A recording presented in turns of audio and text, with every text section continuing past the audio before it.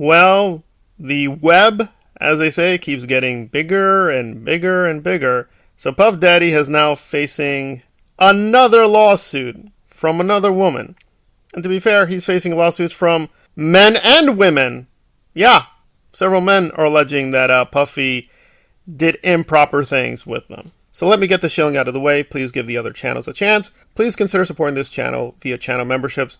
And please consider supporting me elsewhere. Alright, so let us get into it.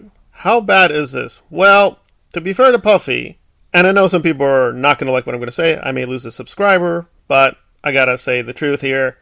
This is probably one of the weakest of the claims against him. However, some of what Dawn is saying here does ring true. She does seem to have some evidence for what Puffy did. But a lot of this does seem to be a business deal that went wrong. She's alleging that Puffy is not paying her properly, etc., etc. So she has a few credibility issues. However, I do think this is significant in just the overall picture of how many lawsuits, and a lot of them do have a lot of validity. In some cases, we have literal physical evidence of Puffy acting badly. Just a few months ago, a videotape was released where, without any doubt, there is zero doubt this is him, Puffy was caught on camera hitting, I think they were married at the time, his then either wife or definitely girlfriend. Although the way he was treating her, definitely not her girlfriend. Anyway, he was hurting a woman, clear as day, out in technically public. He didn't care. He didn't care at all. And for that, Puffy was forced to issue an apology, even though earlier he said on Twitter and elsewhere, I think this was Instagram originally, I want to be fair to him, be accurate, that, oh, there's so many lies. I will no longer take this. I will stand up for the truth. And Twitter had to add a community note to say, no, one of this is definitely a true charge. But it's a little distortive just to focus on Ventura, and no doubt about it, the abuse she suffered, which is very real, because the cases go back a long, long time. Some cases go back that he was being, to put it mildly, very evil. Again, it's YouTube, I gotta keep it vague. I'm apologizing here, but, it's YouTube.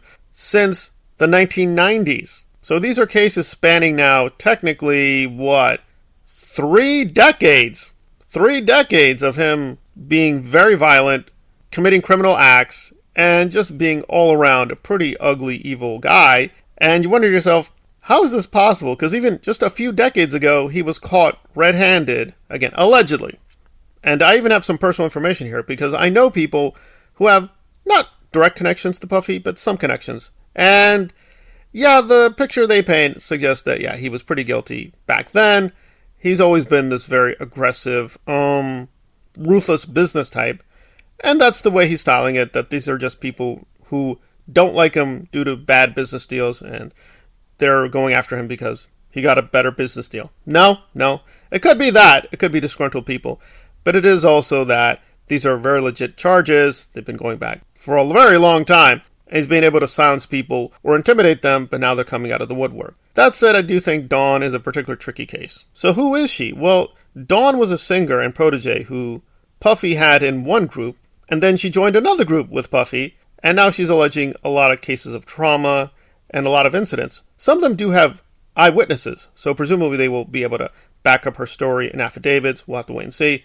But some of these stories don't ring true, because if she was being this hurt, why did she work with Puffy on his last album, Love? Oh yeah, Puffy changed his name again. He's Love now. He's not even P. Diddy. He's not Puffy. He's Love. You're like, Okay, so Brother Love and her worked on the Love album.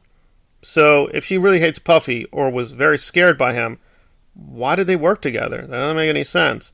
Now, I'm not here to blame the victim. I do think she is a victim. However, this is just a basic issue with a lot of these victims, is that they're not exactly pure. In fact, she's literally admitting she saw firsthand a lot of things that Puffy did. As far as we know, she never went to the police. She never informed anyone.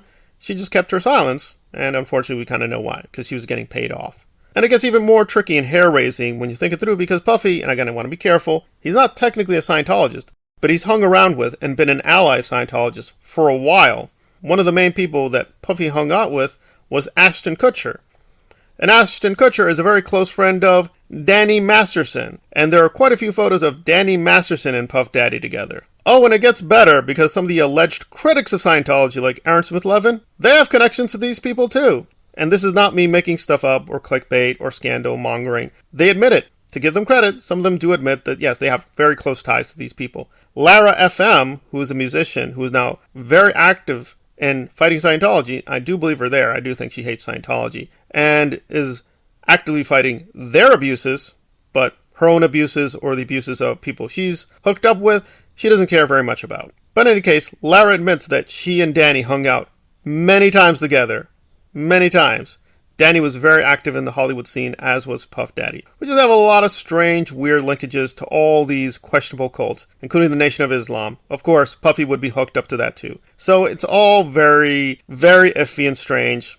Will Smith, Jada, Puffy, Nation of Islam, Scientology, Danny Masterson. It's just a gaggle of scandals. Just many, many scandals, all tying into one another. And some of the alleged critics are also tied to these scandals. However, I'm not here to push the panic button.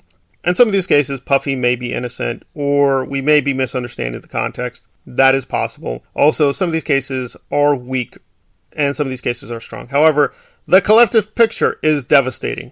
It is pretty devastating. It's just a very long career of violence, greed, backstabbing, a lot of illegalities, criminal activities. And it's not just, oh, Puffy just had a few crazy nights at partying. We all do it. We've all had a past. Yada, yada, yada. No. It is very disturbing collectively. But I want to be fair and not go the Serge Aaron Smith-Levin route of panicking over every small thing. But there is credible evidence, and it is very disturbing, that he may have been harming young children, right? Some of his proteges include Justin Bieber and Usher. And there is some credible evidence. Again, at this point, it's not clear. It's fuzzy. I want to be careful. That Usher and or Bieber witnessed some of these activities and may have been indoctrinated by Puffy. So it's just very, very scary, ugly stuff all around. We'll have to wait for more information to come in. So I do hope Dawn keeps her lawsuit. I don't want her to drop her lawsuit, but I do want to clarify some of these incidents she brings up are like, okay, some of this seems very credible, but then some of this is like, wait a minute, you saw him? You saw him do these things? Why don't you go to the police? And she alleges that Puffy intimidated her, but you're like, but the other people came forward. They were not intimidated. So certain things are just not adding up. So some of this is opportunism. People are finding a chance to sue Puffy for no reason, or the reasons are frankly very weak. But listen, even if it is mainly a business thing, that is still wrong. Puffy has done this a lot, where he puts people in really bad contracts, profits from them, and then when they try to get some compensation, he gets all mad and huffy and puffy. He's even done this allegedly with the children of Notorious B.I.G., right? Biggie's mother had to go public and say, yeah, Puffy's not really paying us what he should, right? And he's made tons of money from his association with Notorious B.I.G., but apparently his children still need financial help. It's a very tricky situation all around.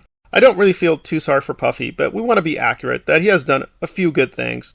He has done some things for charity. He has helped people in various ways. He has employed a lot of people. He actually has helped a lot of people. So we want to be clear, to be very accurate with the record. However, I think, to put it mildly, the evil outweighs the good by a large amount. So it's very, very disturbing situation. However you want to count it, it is very, very disturbing. That said, I find it very curious for these ex-Scientologists who are critical of Hollywood and want to know the truth about Emily Armstrong and the corruption of the music industry. They don't mention Puff Daddy. They don't care about Puff Daddy. They're not even doing activist work about Puff Daddy. I mean, Puff Daddy has homes in Los Angeles and Hollywood, and you've got all these crazy activists riling up the neighborhoods, going after the Danny Masterson people, but with the Puff Daddy people, they don't seem to care. They don't seem to care at all. And I'm going to have to call out Streets LA in particular, because Streets LA is saying, every night, every day, I will never let the Scientologists go.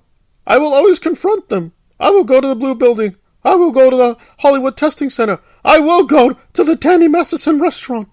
I will not let this go. And with Puff Daddy, nothing at all. He's like, I don't really care. I don't really care at all.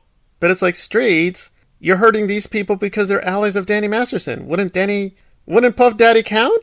Well, apparently not. In the new arithmetic of the activism, Puff Daddy has been safe. Like, a lot of activists don't talk about Puff Daddy. They don't talk about Puff Daddy at all. So it's all very scandalous. It's all very disturbing.